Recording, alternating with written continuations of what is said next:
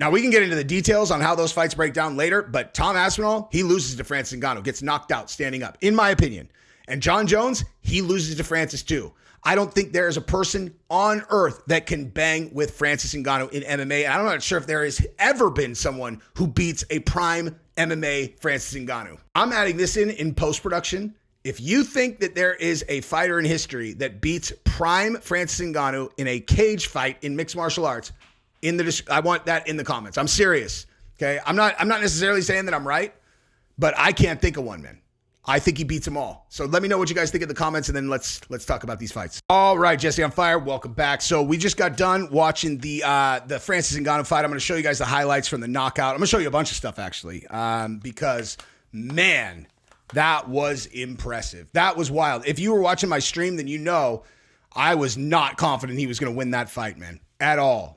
You know, and I'll tell you exactly why as we go through the thing, but I want to show you guys exactly what we're going to go through. So I want to show you guys some of this stuff leading up to the fight, him dedicating this fight to his son. I'm going to show you guys this thing of Conor McGregor seeing the moon for the first time or something. This is a wild video, dude. I'll do Conor after the Francis thing. I won't make you guys wait for it.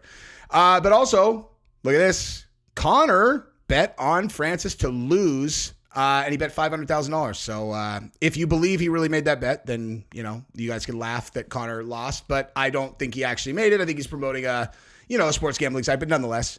But you can see, like, I don't know. There was something about Francis leading in. I don't know, man. It just seemed like his brain seemed very, he's obviously gone through a lot. And after he won, he just completely broke down. Look at this, though. Look at this kick while he's in the back.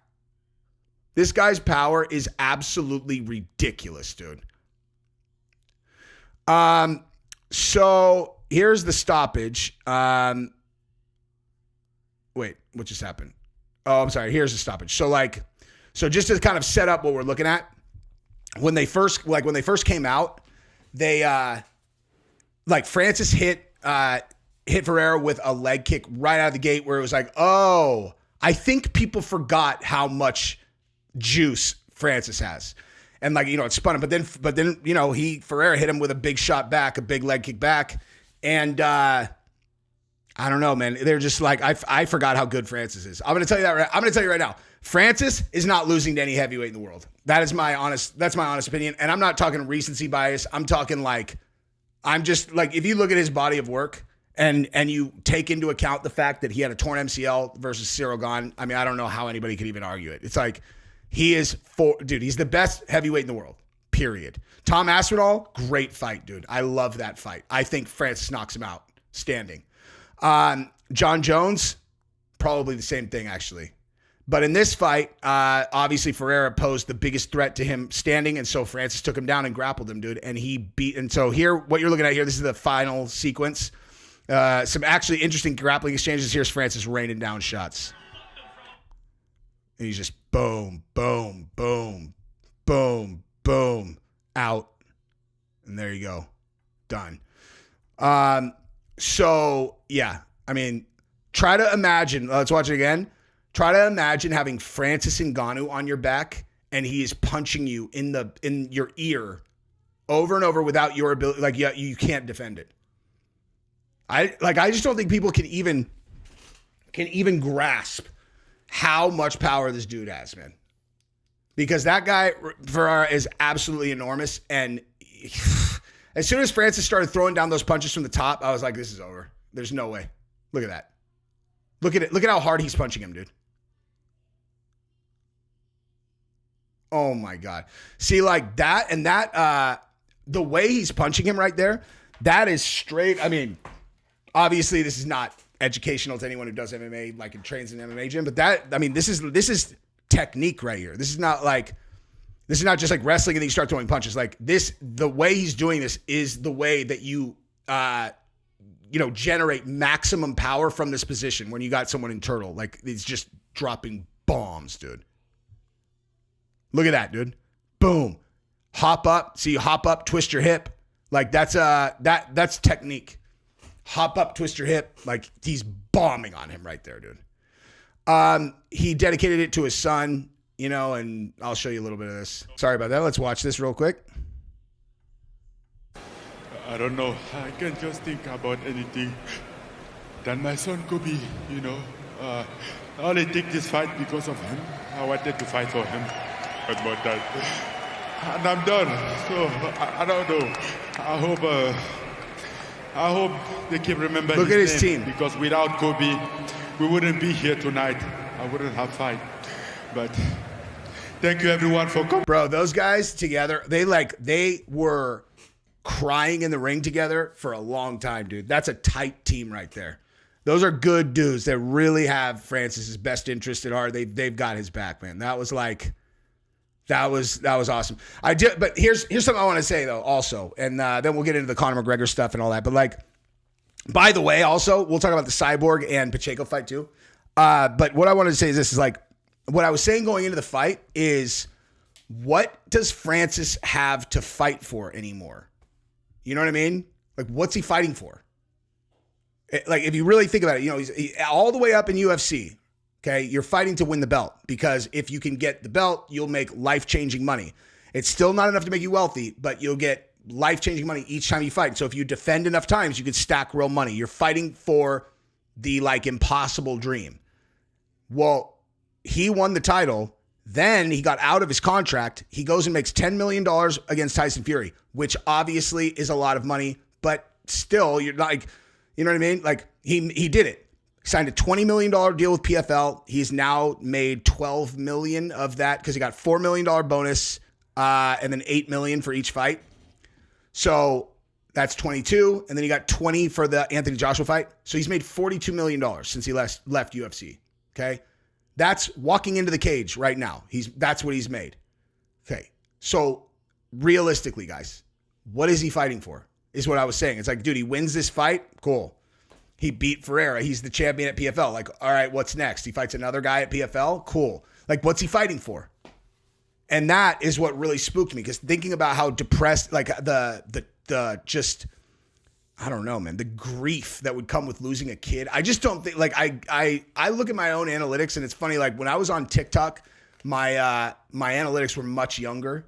And on YouTube, where it's long form, people will actually get to know me and listen to the things I say much longer form. My age, people who watch got older, and I think a lot of that has to do with you guys can relate to the things that I say. And a fucking major example is I don't think people who don't have kids, actually I know if you don't have kids, you cannot even wrap your brain around what it would be to lose a kid. And as a matter of fact, even if you have kids, I don't think that we can even wrap our brains around what it would be to lose a kid. Because there's just nothing worse. There's nothing that can happen that's worse than that. Nothing. And so, I just going in with that hanging over his head, and the fact that he doesn't really have anything on the line, I was not feeling good about him going into that fight, and he absolutely fucking mashed Ferreira. So congratulations to him. He is, in my opinion, honestly, you put prime Francis Ngannou, which is probably Francis Ngannou MMA the last few years, against anybody ever at heavyweight, I think I pick Francis. The guy is an absolute monster. And when people are he's not really that good at grappling, based on what, dude? The guy didn't have grappling 6 or 7 years ago. All he does is train. His grappling is obviously elite now,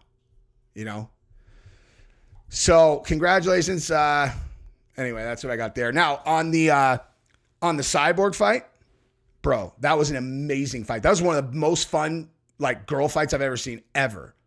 That girl Pacheco is nasty. That girl is good. I was hoping she was gonna win only because that would set something up to where maybe we get a super fight with Nunes. I want to see that chick fight Nunes, because that girl is super dangerous. But Cyborg fought through some crazy adversity, man. She got her fucking ass kicked in that fight. I do think she won the fight. Whoever scored at 49-46 is smoking crack. And throughout the entire fight, after every round, when Pacheco's fucking busting her up, man, every time in between rounds, they only showed highlights of Cyborg landing on her. I'm like, what are you doing? Cyborg, her face is this big. She has cuts everywhere. You're not going to show a single replay of how that damage happened. You're only showing when Cyborg hit her. What are you doing? I hate that stuff, dude. Like, I get it. You're trying to build a business, but don't build it like that, man. Like, I don't know, you know? The fights go the way they go. You can root for your person, but I mean, that was obviously set up. You know what I mean? Like, the production team had clear instructions to focus on Cyborg because there is no other explanation for why you would not be showing the replays the other way. But anyway, it was an amazing fight. Congratulations to both of them. Cyborg's a stud. So is the other girl, stud. But let's move over to something a little less serious, like Conor McGregor going insane over the moon, which I think is kind of funny. I haven't seen this yet. Hang on. I've heard it's ludicrous, though. So here we go. Nah, here. The phone isn't doing this justice, folks, yeah? Get out and have a look at that moon quick. Is it... The moon is on the bleeding low level.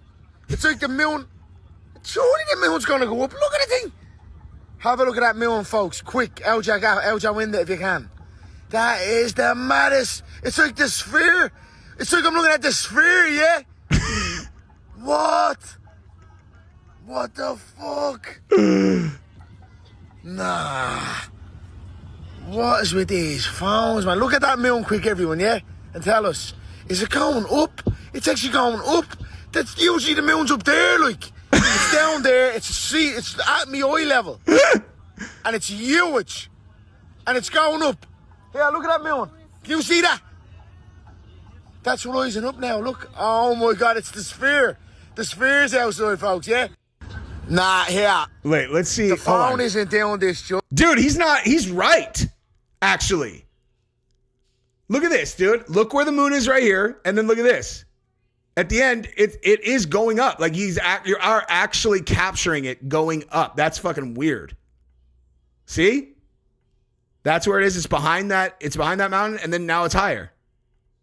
That is pretty cool, dude. Okay? Like, it's kind of funny, Conor going off on the moon, but that is pretty cool. You're literally in real time watching the moon rise, and it's like, I mean, that's pretty cool. Conor would be fun to hang out with, dude, for sure. You know? Conor would be fun to hang out with. And that's pretty funny. Anyway, hopefully he's not too broken up about that fake $500,000 bet he made. Anyway, that's what I got. Love you guys. Subscribe to the channel. Ring the bell. Bye-bye.